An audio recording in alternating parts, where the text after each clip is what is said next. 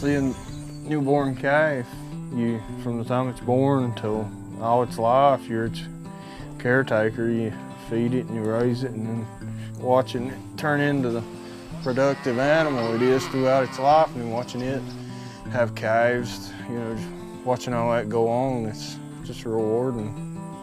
Feels like you got purpose, or doing what you're supposed to be.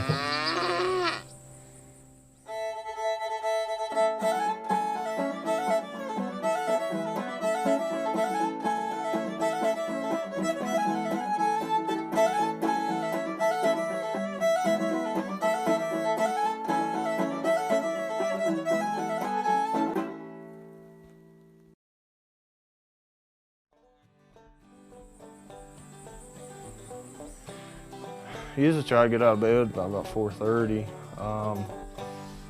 Get out, get ready to make sure to get the cows in, get them ready for morning milking.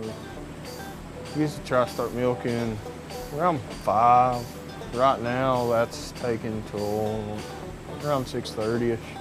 Do that, feed baby calves if we've got any to feed at the time.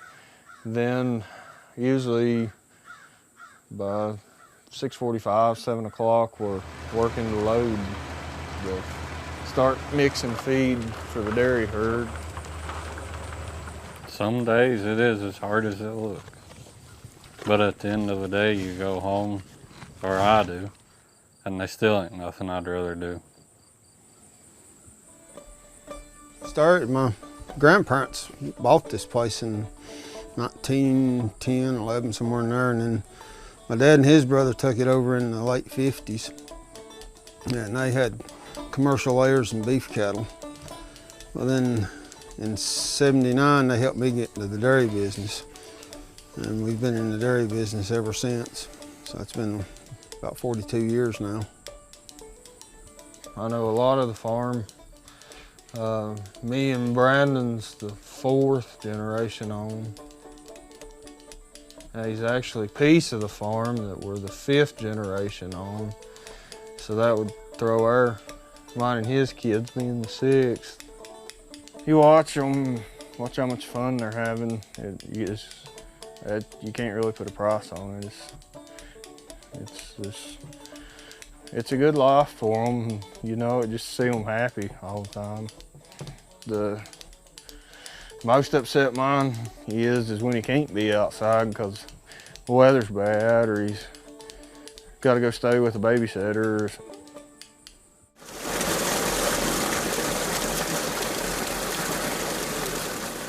Right now, we have the milk heating in the pasteurizer to pasteurize it.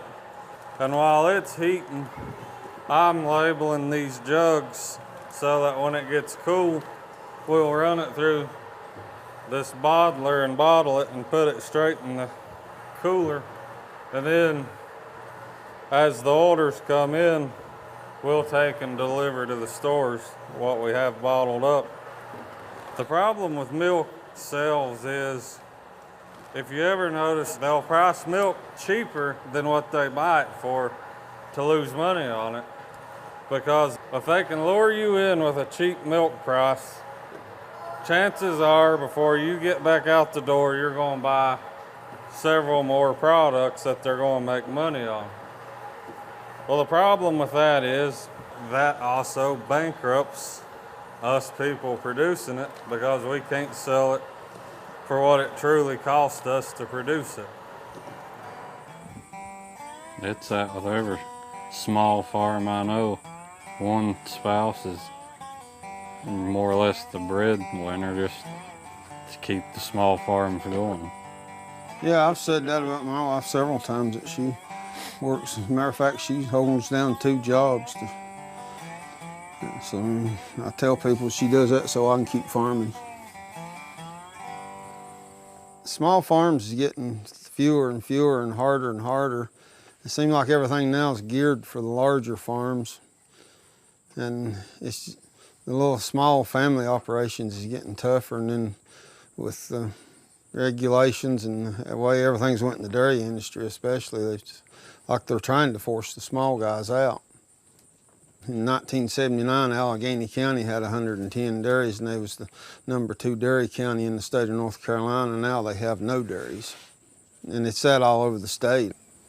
For me, ever since I could remember, farming's all I ever had any real interest in. You sort of feel like it's your calling or in your blood that you belong here. It's just the best way I know to put it. There's a lot of people concerned about what goes in food, whether it's safe